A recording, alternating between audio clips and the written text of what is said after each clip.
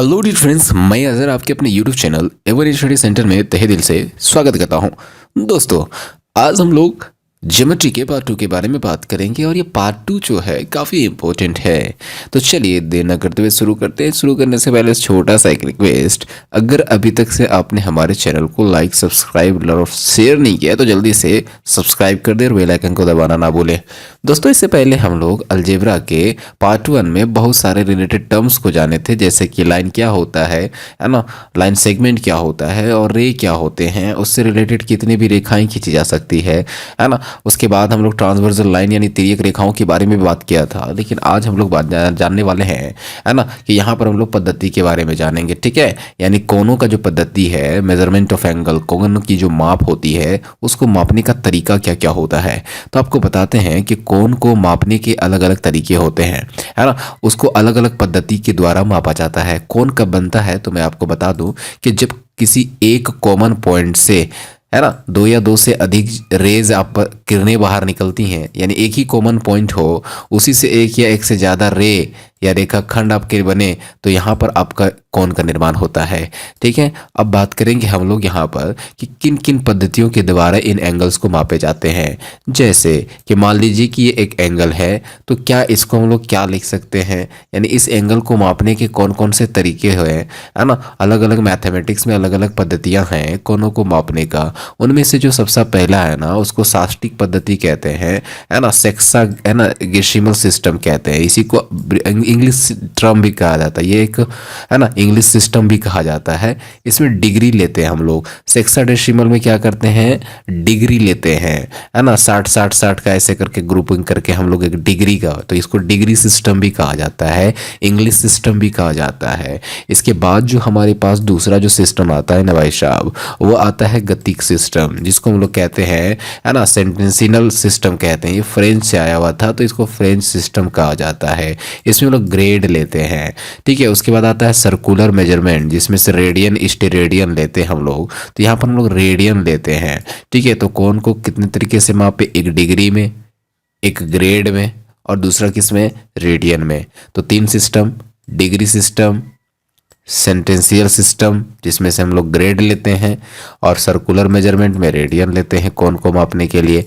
तो यहाँ तक आपका 3 मेथड मैंने बता दिए, 3 तरीके बता दिए जिसमें हम लोग एंगल को मापते हैं। तो देखिए एक एक करके हम लोग डिस्कस करेंगे कि इन पद्धतियों में क्या होता है, ठीक है। तो आपको बता दें कि जो साष्टिक पद्धति होता है, सेक्साडेसिमल जो सिस्टम या इंग्लिश सिस्टम जिसमें से हम लोग डिग्री लेते हैं ना भाई साहब, इसमें क्या होता है ना कि इस पद्धति में एक समकोण, है ना, 90 बराबर भागों में बांटा जाता है।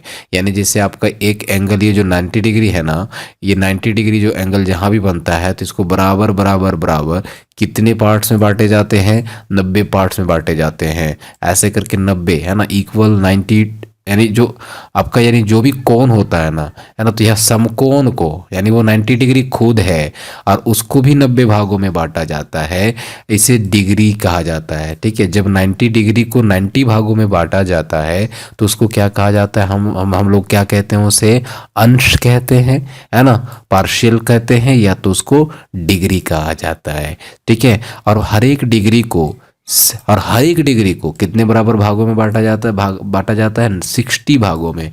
अब मान लिए ये 90 डिग्री का भाग था, इसको 90 भागों में बांटे हैं ऐसे इक्वल पार्ट्स में, ठीक है। और ये जो हर एक भाग है ना, उसको फिर 60 भागों में बांटिए सर, इसको फिर 60 भागों में बांटिए, है ना। तो उसको क्या कहा जाता है, मिनट कहा जाता है। क्या कहा जाता है, मिनट। और इसी प्रकार हर एक मिनट को फिर 60 भागों में बांट दीजिए तो वो 1 सेकेंड कहलाता है। आई होप आपको क्लियर हो गया होगा, है ना, कि जब 90 डिग्री को 90 भागों में बांटे बराबर बराबर में, तो वो कहलाएगा डिग्री, है ना। और हर एक डिग्री को जब 60 भागों में बांटा जाता है तो उसे मिनट कहा जाता है। हर एक मिनट को जब 60 भागों में बांटा जाता है तो उसे क्या कहा जाता है, सेकंड कहा जाता है, ठीक है। तो हम लोगों को यहाँ से क्या पता चला, अब उनको पता चला कि 60 सेकंड जो होता है ना सर, उसमें कितने, कि क्या होता है, 1 मिनट होता है। यानी हम लोग क्या करते हैं कि 1 मिनट को 60 भागों में बांटते हैं ना, यानी 1 मिनट में कितने सेकंड्स होते हैं, 60 सेकंड होते हैं। ये टाइम में भी होता है। और एक बात बताइए, जो एक समकोण होता है यानी 90 डिग्री होता है, इसको कितने भागों में बांटते हैं, है ना। एक समकोण 90 डिग्री को, तो 90 डिग्री होता है इसमें, है ना, क्योंकि इसको 90 बराबर भागों में बांटा गया है, तो एक समकोण में कितना 90 डिग्री, और हर एक डिग्री को 60 भागों में बांटा गया था जिसको मिनट कहते हैं। तो एक डिग्री में कितने मिनट्स हो जाएंगे 60 मिनट, और 60 मिनट में, है ना, और 60 मिनट को जो 60 मिनट है उसमें से हर एक मिनट को कितने भागों में बांटा जाता है 60 सेकेंड में, ठीक है, यानी 60 भागों में, उसको सेकेंड कहते हैं। कोई प्रॉब्लम? तो ये था आपका षाष्टिक पद्धति जिसको हम लोग सेक्सागेसिमल सिस्टम या इंग्लिश सिस्टम कहते हैं। अब बात करेंगे हम लोग नेक्स्ट सिस्टम का जो हमारा है सेंटिस, है ना, सेंटिसिमल सिस्टम जिसको हम लोग फ्रेंच सिस्टम कहते हैं। इसमें से हम लोग ग्रेड लेते हैं, है ना, ग्रेड लेते। इस पद्धति में एक समकोण को 100 बराबर भागों में बांटा जाता है, इस जिसे ग्रेड कहते हैं। यार आपको पता है ना कि याद रखने का तरीका क्या है, कि हम लोगों को ग्रेड जब एग्जाम आप देते हो ना तो उसमें ग्रेड 100% के आधार पर बनाया जाता है कि आपने 100% में कितने कितने लाए। अगर आप 80% लाएँ तो आपको A++ दिया जाएगा, अगर 60+ लाएँ तो आपको A+ दिया जाएगा। इस तरह से ग्रेड सिस्टम बने हुए हैं, कितने में से 100 मार्क्सों में से। तो याद रखने का तरीका यही होता है ना कि जो सेंटिसिमल सिस्टम है यानी फ्रेंच सिस्टम, जो गतिक पद्धति की बात करें तो गतिक से ग्रेड, है ना, ग से गतिक, जी से ग्रेड, तो गतिक पद्धति में ग्रेड लिया जाता है। इस पद्धति में जो समकोण है ना 90 डिग्री जो है उसको 90 भागों में नहीं 100 भागों में बांटा जाता है, 100 बराबर भागों में बांटा जाता है, जिसे क्या कहते हैं, ग्रेड कहते हैं। और हर एक ग्रेड को फिर 100 बराबर भागों में बांटा जाता है जिसे मिनट कहते हैं, और हर एक मिनट को फिर 100 बराबर भागों में बांटा जाता है जिसे सेकेंड कहते हैं। तो हम लोगों के पास यहाँ पर, है ना, सिर्फ और सिर्फ डिग्री को चेंज किया गया, यानी एक समकोण में हम लोग कहेंगे कि एक समकोण में, यानी एक समकोण में एक राइट एंगल में, है ना, एक राइट एंगल में कितने ग्रेड्स होते हैं सर, 100 ग्रेड्स होते हैं। कितने ग्रेड्स होते हैं, 100 ग्रेड्स होते हैं। और एक ग्रेड में कितने मिनट, तो वही 60 मिनट। फिर एक मिनट में कितने सेकेंड, तो 60 सेकेंड। तो इस तरह से आपको याद रखने हैं। तो यहाँ पर मैं इसको अच्छे से डिस्कस कर देता हूँ नेक्स्ट पेज पे। तो हमारा नेक्स्ट पेज है, देखिएगा यहाँ पर, देखिए यहाँ पर क्या है कि मैंने कहा ना, नीचे से देखिए, एक समकोण में कितने डिग्री, कितने ग्रेड्स होंगे, 10 ग्रेड्स होंगे, 100 ग्रेड्स होंगे, ठीक है। तो ग्रेड को जी से लिखा जाता है, तो ऊपर में देखिए यहाँ पर छोटा सा जी लिखा गया है ना। तो 100 ग्रेड्स होते हैं, और एक ग्रेड में कितना मिनट होता है, तो 100। तो 100 हंड्रेड्स का पार्ट्स किया जाता है। वहाँ पर पहले 90 का पार्ट्स किया जाता था डिग्री वाले में, फिर 60 का, यहाँ पर 100 किया जाता है, फिर 60 पार्ट की 100 पार्ट्स किया जाता है, ठीक है। सब जगह यहाँ पर 100 पार्ट्स किए जाते हैं, लेकिन मिनट कहा गया। अब आता है आपका वृत्तीय मेजरमेंट, है ना, वृत्तीय माप की बात करें, सर्कुलर मेजरमेंट की बात करें ना सर, यहाँ पर होता है रेडियन मेजरमेंट, ठीक है। यहाँ पर आपका रेडियन मेजरमेंट कहते हैं इसको। आपको बता दें कि एक, मान लीजिए सर्कल है, ये आपके पास एक सर्कल है, एक वृत्त है, इसका एक अपना केंद्र होता है, और इसको फिक्स बिंदु कहते हैं, यानी आपका निश्चित बिंदु फिक्स पॉइंट कहलाता है, जिसको केंद्र कहते हैं। ये आपका रेडियस हुआ आर, यानी त्रिज्या कहलाया, और ये आपका हुआ चाप। ये वाला जो पार्ट है ना सर, इसको आर्क कहते हैं। क्या कहते हैं, आर्क कहते हैं। The portion of the circumference of a circle, है ना, the portion of A circumference of circle is called arc, ठीक है। अब यहाँ पर इसको ऐसे मिला दिए, तो बोलो यहाँ पर कौन बनेगा कि नहीं बनेगा। तो इस कोण को हम लोग डिग्री वगैरह से नहीं लिखेंगे, ठीक है। यहाँ पर हम लोग क्या करेंगे, इसको हम लोग बात करेंगे आर्क और रेडियन, मतलब आर्क और त्रिज्या के बीच में जो बना कोण है इसको हम लोग रेडियन कहते हैं। इसको निकाला कैसे जाता है आपको बता देते। ये जो चाप है ना, ये जो चाप जो मैंने मोटा किया हुआ है, इसको आप सिर्फ त्रिज्या से भागा दे दीजिए। यानी अगर आपको इसके बीच का एंगल निकालना है, जैसे मान लीजिए कि ये इस तरह से बना हुआ है, ये आर्क है ना। तो अगर ये आर्क को हम लोग एल मानते हैं, क्या मानते हैं, एल मानते हैं, और यहाँ पर एंगल कितना बन रहा है, थीटा बन रहा है, और ये रेडियस क्या है, आर। तो हम लोग जब इस एंगल को निकालना चाहेंगे तो एंगल को निकालना बड़ा आसान है ना। थीटा इक्वल टू सिंपल सा होता है एल बाई आर, यानी चाप को ऊपर रखिए और रेडियस को यानी त्रिज्या को कहाँ रखिए, नीचे रखिए। आई होप आपको क्लियर हो गया होगा। तो यहाँ पर जो रेडियन निकालते हैं, यानी सेंटर पे जो कोण बना है चाप के द्वारा और त्रिज्या के द्वारा, वो जो रेडियन होता है ना, वो चाप बटा त्रिज्या के बराबर होता है। और वृत्त की जो त्रिज्या के बराबर 4 वृत्त केंद्रों पर जो कोण बनता है ना, उसे एक रेडियन कहा जाता है ना, एक रेडिया कहा जाता है। आपको पता है कि यानी मैंने अभी बताया ना कि थीटा इक्वल टू क्या होता है, एल बाय आर। ये वन नहीं है, एल बाय आर है, यानी चाप की लंबाई और त्रिज्या होता है। आपको बता दें यहाँ पर नेक्स्ट में कि यहाँ पर एक बात बताया गया। क्या बताया गया देखिए, कि वृत्त की है ना त्रिज्या के बराबर, किसके बराबर, त्रिज्या के बराबर 4 वृत्त के केंद्र, है ना।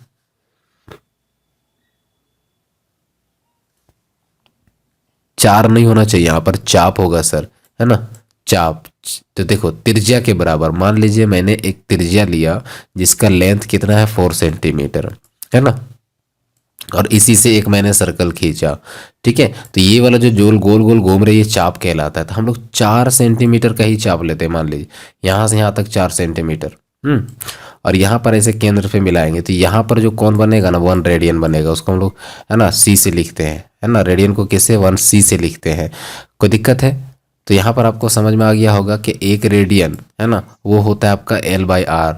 ठीक, अब ध्यान दीजिएगा कि यहाँ पर कह रहा है कि पाई पाई पाई रेडियन में कितना डिग्री होता है, 100। ये वाला याद रखिएगा क्योंकि ये काम आता है। ठीक है, यानी क्या कहता है कि आप जो रेडियन होता है, यानी 180 डिग्री को, 180 डिग्री जो होता है ना, उसको रेडियन में ऐसे लिखा जाता है पाई के रूप में। तो ये पाई क्या है, एक रेडियन है ना, और यहाँ पर सी लिख देंगे, यानी पाई रेडियन इक्वल टू 180 डिग्री होगा। तो एक रेडियन में कितना हो जाएगा, बोलिए, एक रेडियन में कितना हो जाएगा, 100/180 पाई रेडियन डिग्री, है ना, इतना डिग्री हो जाएगा। ठीक है, तो ये आपको याद रखना है क्योंकि यहाँ कन्वर्ट करने के लिए एग्जाम में पूछा जाता है, तो वो तो कन्वर्ट करना पड़ेगा ना सर। तो कैसे कन्वर्ट करेंगे, ध्यान दीजिए। अगर आप मान लीजिए कि जैसे आपके पास दिया हुआ है दिया हुआ है आपके पास, क्या कहते हैं उसको, एक्स डिग्री दिया हुआ है। क्या दिया हुआ है, एक्स डिग्री। तो इस डिग्री को किस में बदले, रेडियन में। तब क्या करोगे, डिग्री को बदलना है किस में, रेडियन में। तो एक बात बताइए कि मैंने कहा था कि कितने डिग्री में, 180 डिग्री में। देखिए 180 डिग्री में कितना रेडियन होता है, पाई रेडियन। तो 1 डिग्री में कितना हो जाएगा, पाई बाय 180। क्या हो जाएगा, पाई बाय 180 क्या, रेडियन। तो यहाँ पर x को इंटू कर देना है, बस इससे इंटू कर देना है, यानी x इंटू पाई अपॉन 180, ये आ गया आपका रेडियन में। तो याद रखिएगा, जब भी डिग्री से रेडियन बदलना हो, जब भी डिग्री से रेडियन बदलना हो, तो पाई ऊपर 180 नीचे, उससे बस इंटू कर देना है। जैसे मान लीजिए कि आपके पास है ना, आपके पास 22 डिग्री है। ठीक है, कितना है आपके पास, 22 डिग्री है। तो और इससे जाना है आपको रेडियन में, तो इस 22 को किससे करना है ना। तो आपको बताए थे अभी कि 1 डिग्री में, ठीक है, 1 डिग्री में कितना होता है सर, पाई बाय 180 रेडियन होता है। बस इससे इंटू कर देना है ना। तो इसको इंटू करेंगे किससे, पाई बाय 180 से। तो यहाँ पर जो कटने रहेगा काटोगे, नहीं कटेगा नहीं कटेगा। ठीक है, यहाँ तक आई होप क्लियर हो गया होगा। और जस्ट उल्टा है, जब आपको रेडियन से डिग्री में जाना हो तो 180 ऊपर और पाई कहाँ, नीचे। ठीक है, तो चलिए बात करते हैं नेक्स्ट पॉइंट पर। ये तो इजी है ना। देखिए अब हम लोग देखते हैं घड़ियों की सुइयों को द्वारा बनाया गया कोण।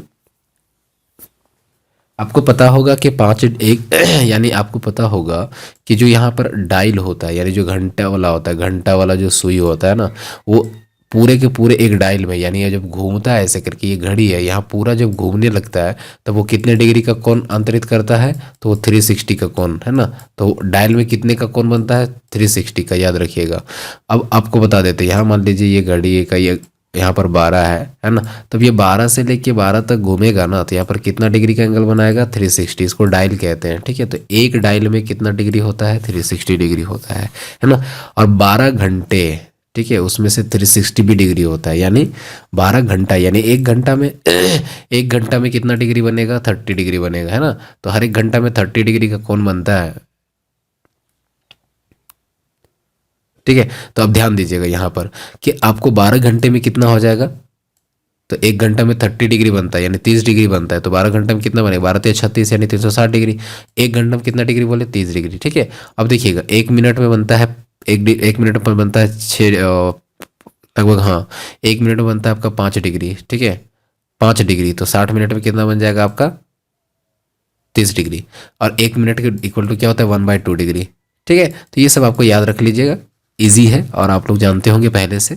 और तो चलिए हम लोग नेक्स्ट पॉइंट पे बात करते हैं, जो ज़रूरी बातें हैं, है ना। तो जो जरूरी बातें थी यहाँ पर आ जाते हैं हम लोग। ठीक है, तो यहाँ पर देखिएगा पोलीगन पढ़ेंगे हम लोग, है ना। लेकिन उससे पहले एक क्वेश्चन है, इस क्वेश्चन को बना लेते हैं। ठीक है, जैसे आपके पास लिखा हुआ है 9:, क्या, देखिए 9:32। ठीक है, इसका मतलब क्या है, इसको हम लोग क्या करना है, कोण में बदलना है। किसमें बदलना है, कोण में बदलना है। सिर्फ आपको इतना दिया हुआ है और आपको बदलना है, यानी 9:32 हो रहा है ना, मान लीजिए उसको बदलना है किसको, कोण में। तो एक बात बताइए कि यहाँ पर कितना दिया, 9 घंटा, 9 घंटा 32 मिनट है।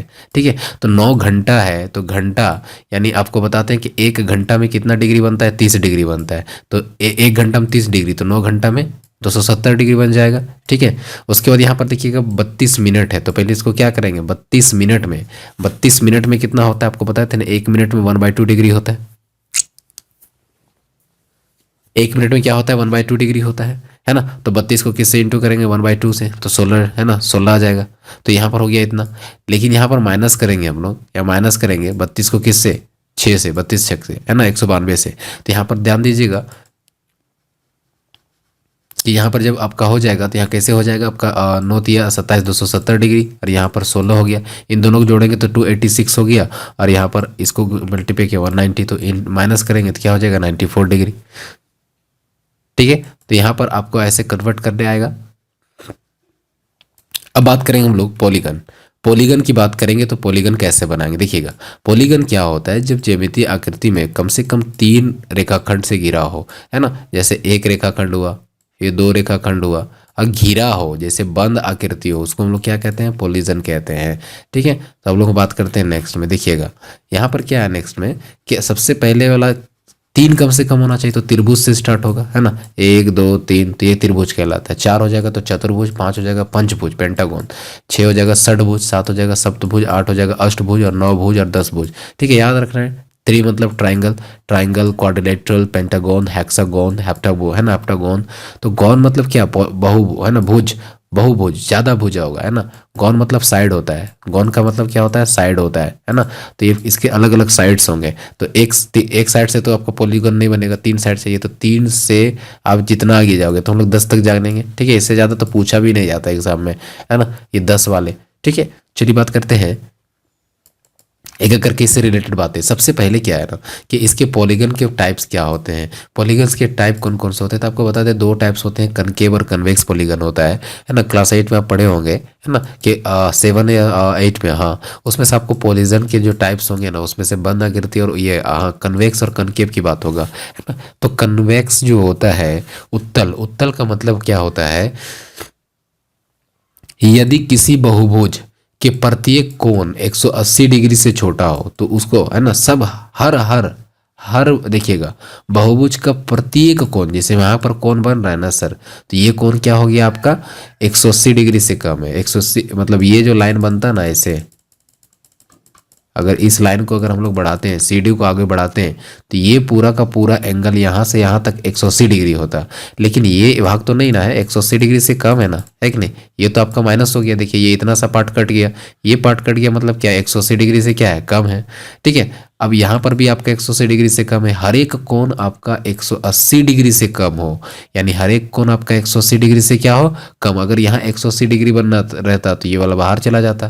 तो जब इस तरह का आकृति बनता है तब वो मेरा कन्वेक्स नहीं, कनकेव हो जाता है। ठीक है, समझ में आ रहा होगा मेरी बातें, यानी हर एक कोण 180 डिग्री से क्या हो जाएगा, कम हो जाएगा, तो हम लोग कहेंगे कि वो कन्वेक्स है। ये एग्जाम में पूछा गया क्वेश्चन है सर, ये पूछा गया क्वेश्चन है। और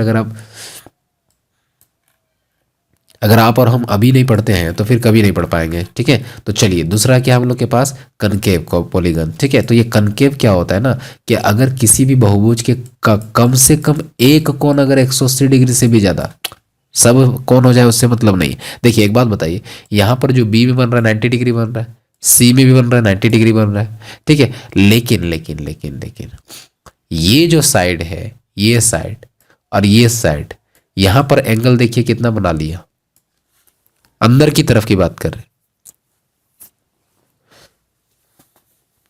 180 डिग्री से ज्यादा है, 180 डिग्री से ज्यादा है ना। ये तो आपका एक प्रतिवर्ती कोण आ गया, प्रतिवर्ती कोण आ गया, ठीक है। जो 180 डिग्री से कम, ज्यादा और 360 से कम हो तो आपका वो क्या हो गया, कनकेव हो गया। देखिए यहां पर भी देखिए, ये वाला पार्ट आपका कनकेव हो गया।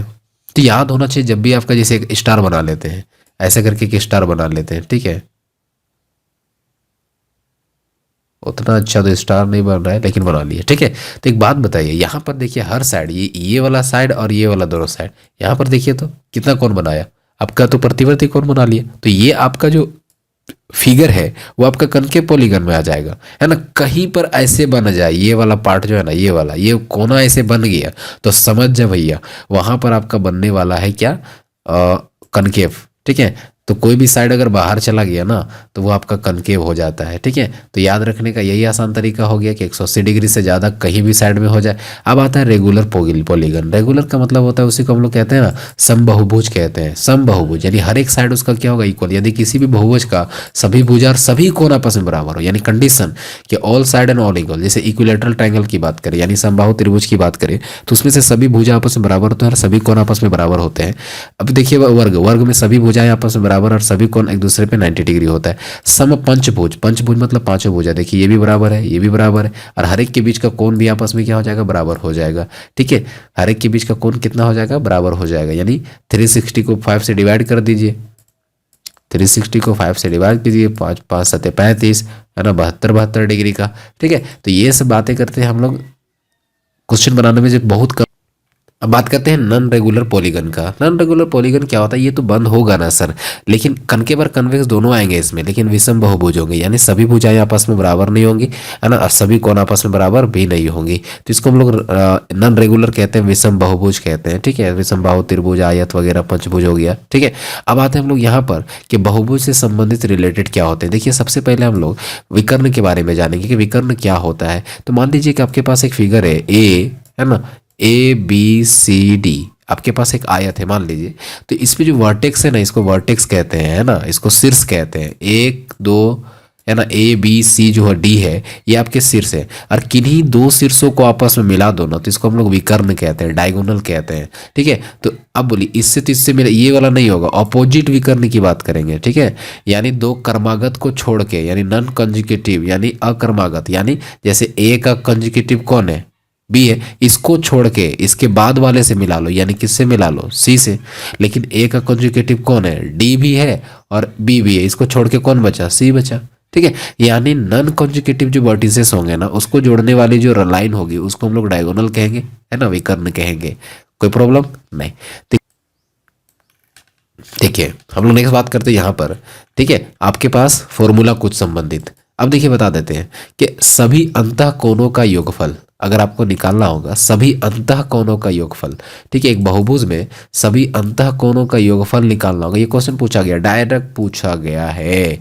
तो सिंपल सा आपको बता देते हैं कि कोई भी बहुभुज हो, अगर हर एक अंतः कोणों का योगफल निकालना होगा, यानी सभी अंतः कोणों का, यानी मान लीजिए आपके पास ऐसे करके एक फिगर है, ऐसे ये आपका एक वर्ग है, ठीक है। तो ये भी एक अंतः कोण है, ये भी अंतः कोण है, ये भी अंतः कोण है, ये भी अंतः कोण है, ठीक है। तो यहाँ पर क्या करेंगे, सभी अंतः कोणों को निकालने का सबसे आसान तरीका क्या कि इसके साइड्स पहले गिन लो, 1 2, है ना, 3, और ये क्या हो गया 4। तो 4 में से 2 घटा दो, 4 में से क्या करो, 2 घटा दो, यानी 4 - 2, तो कितने बचेंगे, 2 हो गए ना। और उसको इंटू कर दो किससे, 180 डिग्री से, 180 डिग्री से, यानी जितने साइड्स होंगे उसको 2 घटा दो, n-2 इंटू 180 डिग्री। संबंधित कुछ फॉर्मूला, है ना, यानी पॉलीगन से आपका कुछ रिलेटेड फॉर्मूलेस की बात करेंगे। अगर मान लीजिए आपके पास एक पॉलीगन है, जैसे कि मान लीजिए ये आपका एक पॉलीगन है, तो इसके टोटल एंगल के कितने होंगे। तो एक बात बताइए, हम लोग जानते हैं कि एक ट्राइंगल में 180 डिग्री होता है। तो एक बात बताइए निकालने का तरीका, साइड्स कितने पहले गिने, 1 2 3 साइड्स है ना, तो n=3 बोलेंगे, तो 3 उसमें से 2 कम कर दीजिए, है ना, उसमें से 2 घटा दीजिए, ठीक है, और उसको इंटू कर देना किससे, 180 डिग्री से, बस हो गया, निकल गया, टोटल, तो बोलिए 3 माइनस 2 1 और इंटू क्या 180 डिग्री। तो यहाँ पर बोलेंगे टोटल जो एंगल आएगा वो आ जाएगा त्रिभुज में तीनों कोनों का योग कितना आ जाएगा 180 डिग्री आ जाएगा। ठीक है, तो यहाँ पर सभी अंत कोनों का योगफल निकालने के लिए क्या करना पड़ेगा कि n-2 इंटू क्या 180 डिग्री। जैसे हम लोग एक वर्ग ले लेते हैं, जैसे वर्ग ले लिए तो 4 भुज आया ना, तो 4 में से 2 घटा दो तो कितना बचा 2, और 2 को किससे कर दो 180 डिग्री से इंटू कर दो, यानी 180 डिग्री से इंटू कर दो तो कितना हो जाएगा 360 डिग्री। कितना हो जाएगा 360। ठीक है, तो यहाँ पर आपका चतुर्भुज के सभी कोनों का योग कितना होता है, चतुर्भुज के सभी कोनों का योग आपका 360 डिग्री होता है। ठीक है, तो बात करते हैं सभी बाह्य कोनों का निकालना होगा तो 360। बस सिंपल जानना कि बाह्य कोनों का कोई भी हो पॉलीगन, उसके बाह्य कोनों का योग कितना हो जाएगा 360 हो जाएगा। अब देखिए विकर्णों की संख्या निकालना, ये बहुत इंपॉर्टेंट, ये बहुत इंपॉर्टेंट है सर, बहुत इंपॉर्टेंट। और ये वाला फर्स्ट वाला और थर्ड वाला है ना, बहुत इंपॉर्टेंट है। देखिए विकर्णों की संख्या निकालना होगा। जैसे मान लीजिए ये आपका एक चतुर्भुज है ना, मतलब चतुर्भुज है कि नहीं, तो इसमें से ये इसका विकर्ण कहलाएगा, एक विकर्ण हो गया, और एक यहाँ से यहाँ खींचा जा सकता है, यानी 2 विकर्ण खींचे जा सकते हैं। तो कैसे निकाला जाता है तो आपको बता देते हैं कि इसका निकालने का सबसे आसान तरीका है कि जितने साइड से है ना, उसको साइड को उससे 3 माइनस करके इंटू कर दो और हाफ कर दो। यानी मतलब पहले क्या करो ना कि उसमें से साइड को 3 कम कर लो। ठीक है, यानी जैसे मतलब साइड कितने हैं 1 2 3 4 साइड है, तो 4 में से 3 माइनस कर दीजिए आप पहले। ठीक है, कोई दिक्कत, तो कितना आ जाएगा 1 आ जाएगा। फिर क्या करो कि जो 4 साइड्स है ना उसको हाफ कर दो, है ना, और उसको इंटू कर दो इससे, यानी 4 बाई क्या 2, यानी 2, ये 2 से कटेगा 2 2 से 4, यानी 2 1 जा कितना आ जाएगा 2 आ जाएगा। ठीक है, तो यहाँ पर सिंपल सा तरीका हुआ कि जितने साइड्स होंगे, जितने साइड्स होंगे उस साइड्स को क्या कीजिए आप सबसे पहले हाफ कीजिए, और हाफ करने के बाद उसमें 3 घटा के इंटू कर दीजिए। जैसे मान लेते हैं कि हमारे पास एक पंचभुज है, ऐसे करके इसमें कितने विकर्ण खींचे जा सकते हैं, तो पहले यहाँ पर 5 भुजा है ना, तो 5 में से 3 घटा दो तो कितना बच गया 2, और 5 का हाफ कर दो, यानी ये 5 बाई क्या 2, ऐसे काटेंगे 2 2, तो कितने विकर्ण खींचे जा सकते हैं 5 खींचे जा सकते हैं। देखिए यहाँ से यहाँ, यहाँ से यहाँ, यहाँ से यहाँ, ठीक है, यहाँ से यहाँ, तो देखिए 1 हो गया, 2 हो गया, 3 हो गया, 4 हो गया, और 1 यहाँ, कितना 5 हो गया। तो यहाँ पर कितने डायगोनल्स खींचे जा सकते हैं 5 खींचे जा सकते हैं। ठीक है, आप बोलोगे सर कैसे डायगोनल्स बोल दिया आप इसको, तो डायगोनल्स कैसे नहीं होगा, है ना, डायगोनल्स कैसे नहीं होगा। सबसे पहले डायगोनल्स कहते किसको है, डायगोनल्स किसको कहते हैं, नॉन कंसेक्यूटिव पॉइंट्स को छोड़ के आप मिलाइए। तो जैसे अभी मैंने क्या बनाया था, देखिए गौर से, ऐसे करके मैंने एक फिगर बनाया। एक बात बताइए कि ये जो पॉइंट है इसका ये वाला पॉइंट जो है, ये वाला और ये वाला पॉइंट को छोड़ के हम कहीं से भी मिला सकते हैं कि नहीं, तो उसको मतलब इसको कहते हैं संगत शीर्ष, यानी इसी के साथ है, इसको छोड़ के तो हम यहाँ से तो मिला सकते हैं ना सर, यहाँ से तो मिला सकते हैं, इसको 2 जगह मिला सकते हैं, तो दो विकर्ण हो गए। फिर एक बात बताइए, ये जो है इसका तो ये वाला हो गया और ये वाला, इसको छोड़ के क्या हम यहाँ नहीं मिला सकते हैं, और यहाँ भी मिला सकते हैं। ठीक है, और अब इसका बात करते थे, ये यहाँ भी मिला सकते हैं। तो यहाँ पर कितने हो गए 1, है ना, आपके 2 3, ये 4, और ये आपका 1 हो गया 5। ठीक है,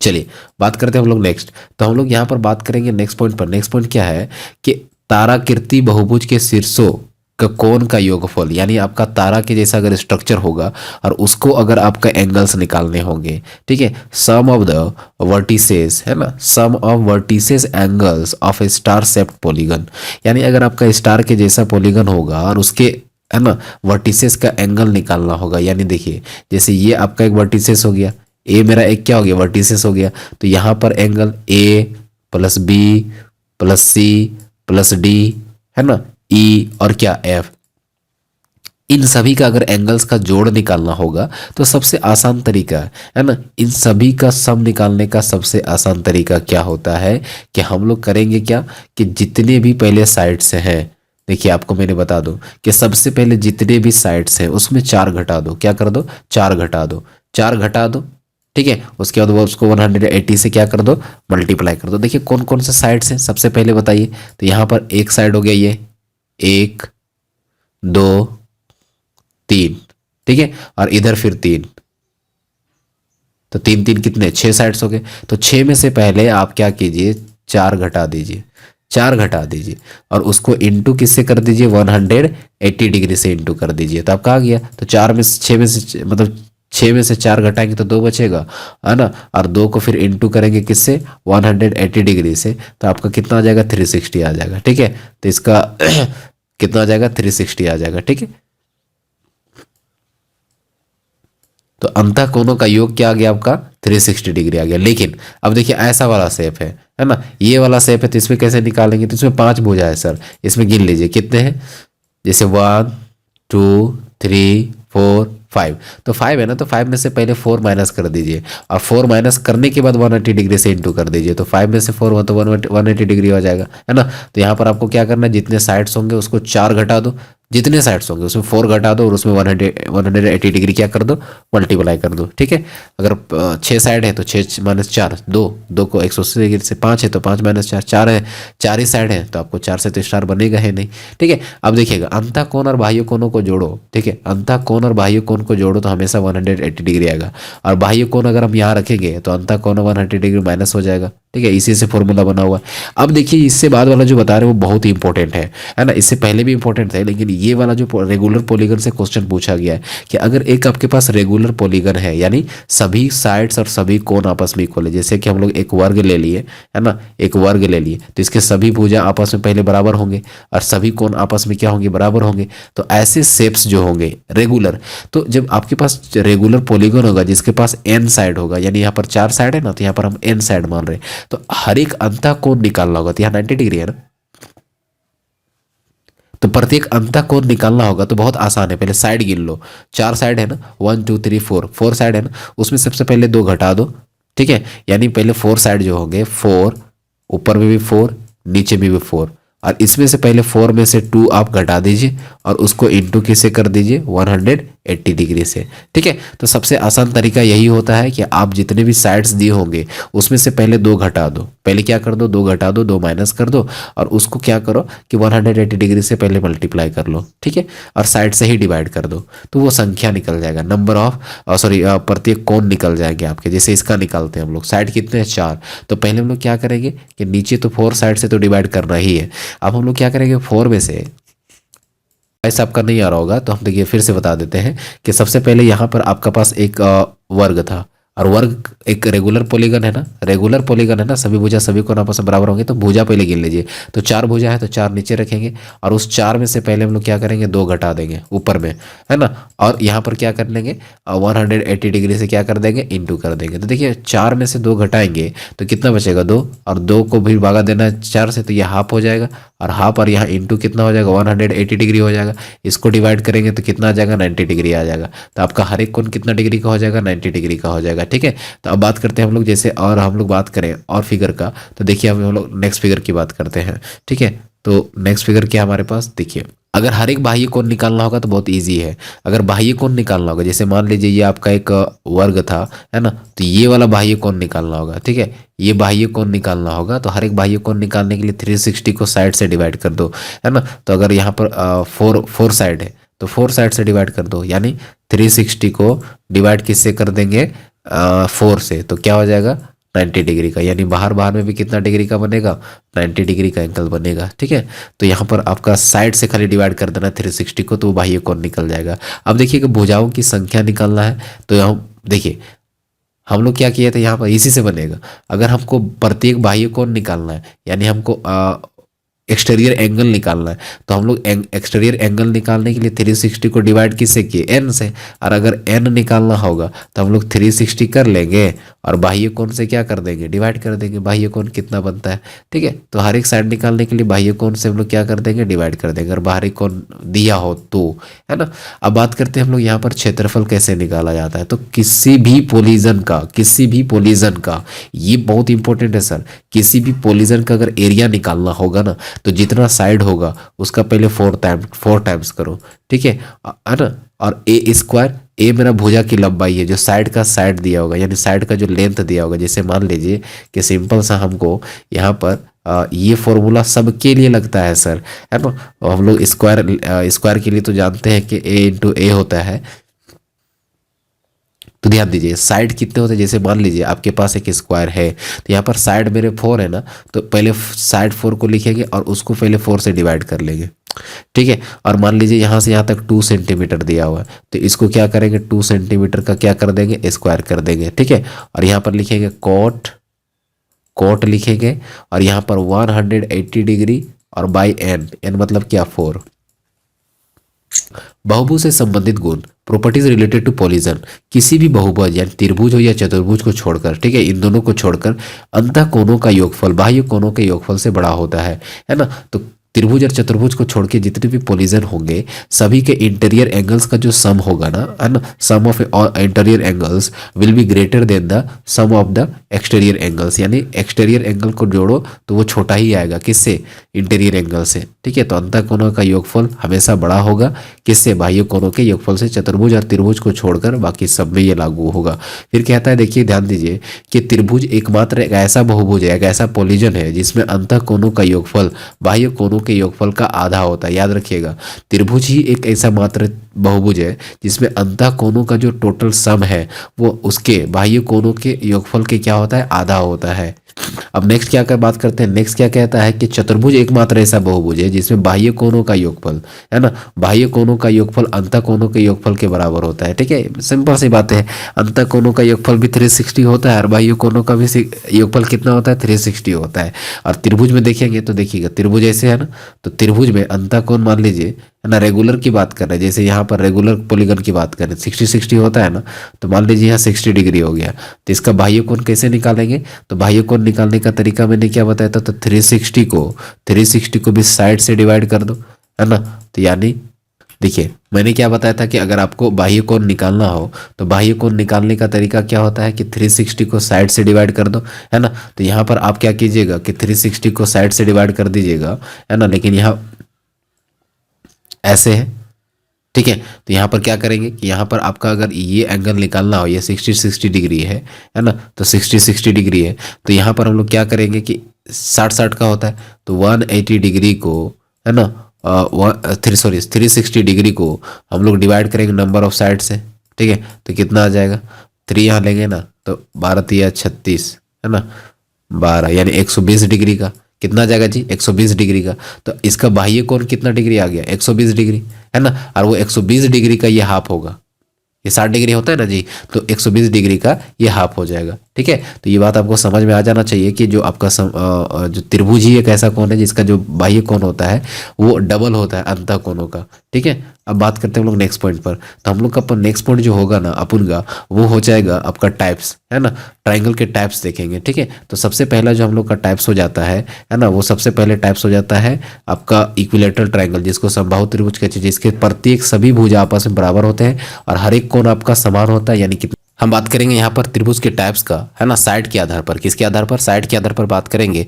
और यहाँ पर सबसे पहला जो होगा कि अगर सभी साइड्स आपस में बराबर होंगे तो वो समबाहु त्रिभुज कहलाता है, इक्विलेटरल ट्राइंगल कहलाता है। When the all sides are equal to each other of a triangle then we can say that the triangle is a type of equilateral triangle, यानी that is called equilateral triangle, ठीक है।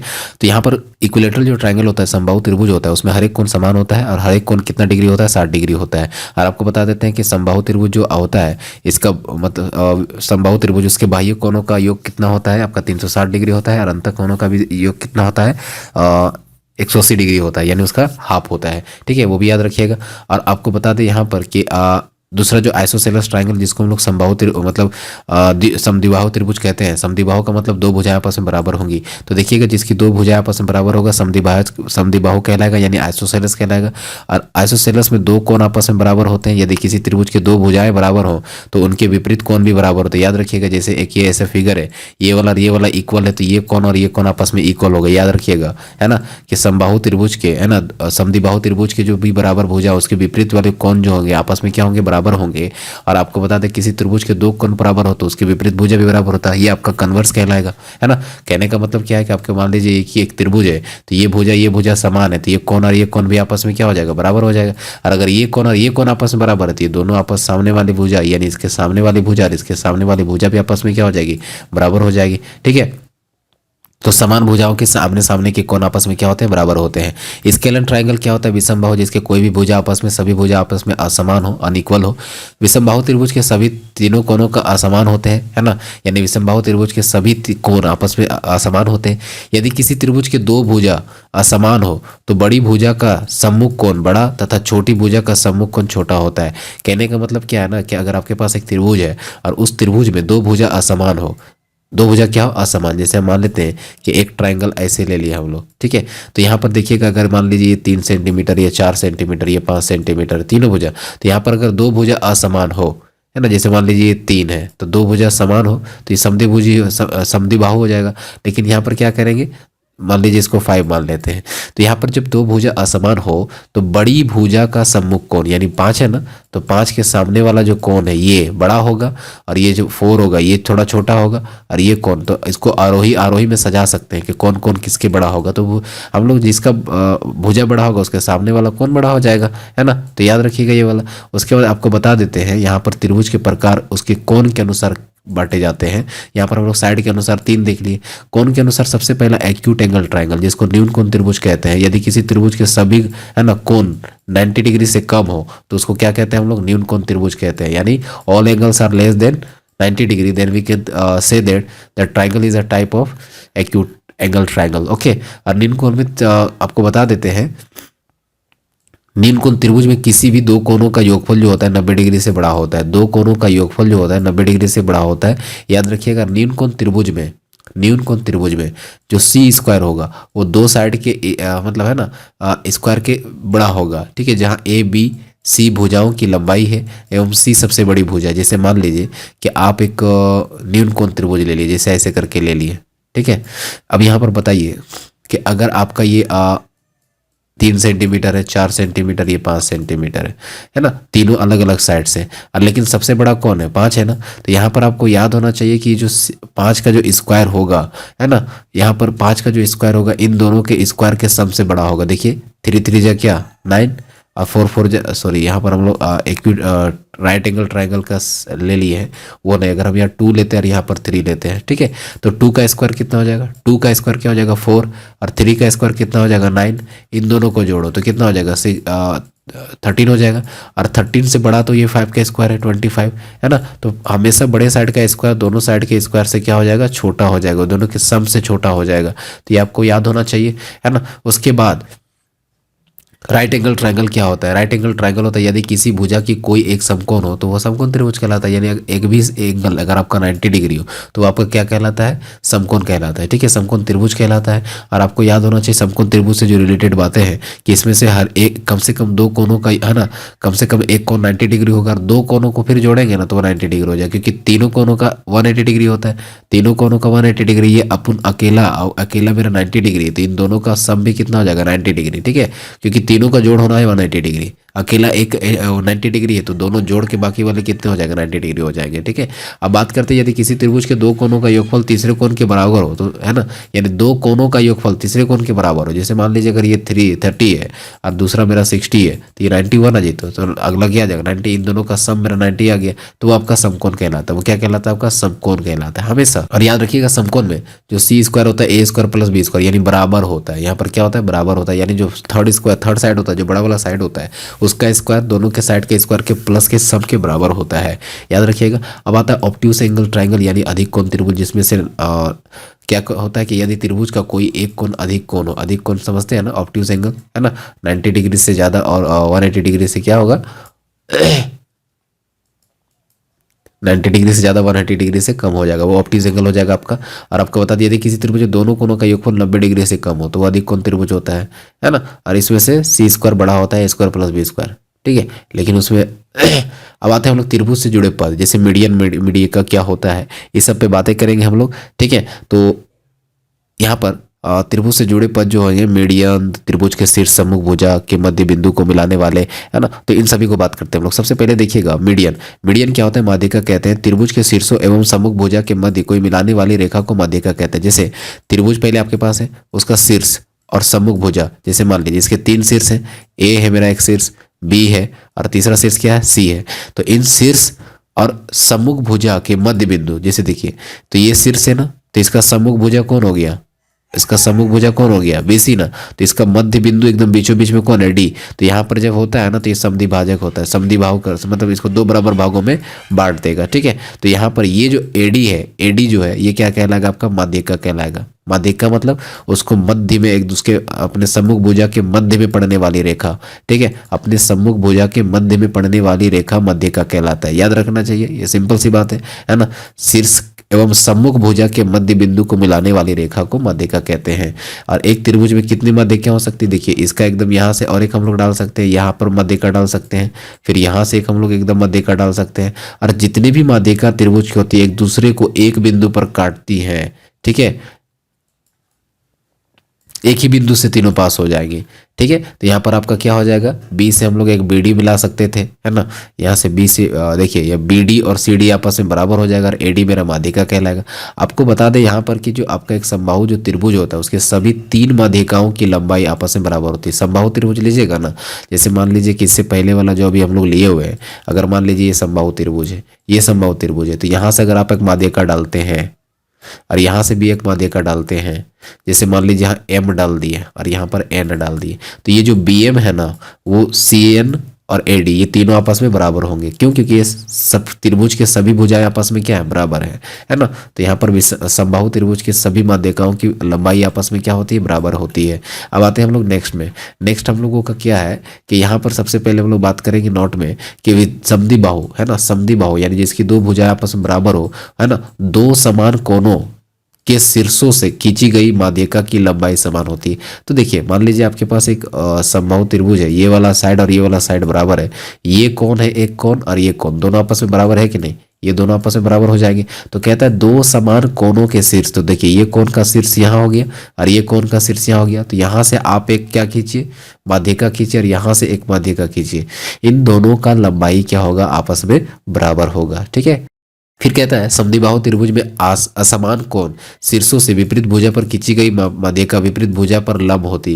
देखिए ये बात याद रखने की है, ये बात यहाँ पर बहुत इंपॉर्टेंट है, याद रखिएगा। जैसे सबसे पहले मैंने क्या कहा कि एक समद्विबाहु त्रिभुज मतलब दो भुजा आपस में बराबर है, ठीक है। जैसे मान लीजिए ये वाला साइड और ये वाला साइड आपस में बराबर है, तो यहाँ जब बराबर है तो ये कोण और ये कोण आपस में बराबर होगा। मान लीजिए 40 डिग्री 40 डिग्री मान लिए, है ना। तो कहता है कि असमान कोण के शीर्ष से, तो एक असमान कोण तो ये असमान कोण है, तो इसके शीर्ष से खींचा गया, है ना, ये हमेशा यहाँ पर लंब होगा। क्या हो जाएगा जी, माध्यिका विपरीत भुजा पर लंब होती है, यानी 90 डिग्री बनाएगा, 90 डिग्री बनाएगा। अब बोलिए 40-40 है तो यहाँ पर 100 डिग्री होगा, तो ये 50-50 में बढ़ जाएगा, ठीक है। तो ये याद रखिएगा, ये इंपॉर्टेंट टर्म है ना। अब बात करते हैं हम लोग नेक्स्ट पॉइंट पर कि समद्विबाहु जो त्रिभुज होता है ना, उसमें असमान कोण के शीर्ष से विपरीत भुजा पर खींचा गया माध्यिका शीर्ष कोण को समद्विभाजित करता है, यानी ये जो शीर्ष कोण होगा उसको दो बराबर भागों में बांटेगा, है ना। अगर यहाँ पर मेरा 10 डिग्री है, यहाँ पर 10 है तो 20 हो गए, बचे कितने 160, तो इसको काटेगा 160 का हाफ हाफ हो जाएगा, है ना। तो 160 का क्या हो जाएगा, हाफ हाफ हो जाएगा, यानी 80 कितना हो जाएगा आपका 80-80, है ना, यानी 80 डिग्री और ये भी 80 डिग्री हो जाएगा आपका, यानी इसको बराबर भागों में बांटेगा, ठीक है। सिंपल सा बात है यहाँ पर। अब देखिएगा जो विषमबाहु त्रिभुज होता है ना, उसका सभी माध्यिका की लंबाई आपस में मतलब असमान होती है। किसी भी त्रिभुज की माध्यिका हमेशा त्रिभुज के अंदर होता है, माध्यिका हमेशा किधर होता है, अंदर होता है। और आपको बता दें कि त्रिभुज के सभी 3 माध्यिका एक बिंदुगामी एक जगह पर काटती है ना, है ना, उसको कहते हैं हम लोग कंकरेंट होता है। इसका मतलब यह है कि सभी 3 माध्यिकाएं एक दूसरे को किसी एक ही बिंदु पर काटेंगे, ठीक है, एक ही बिंदु पर काटेंगे। मैंने बताया था इससे पहले भी आपको बताया कि ये एक ही बिंदु पर एक दूसरे को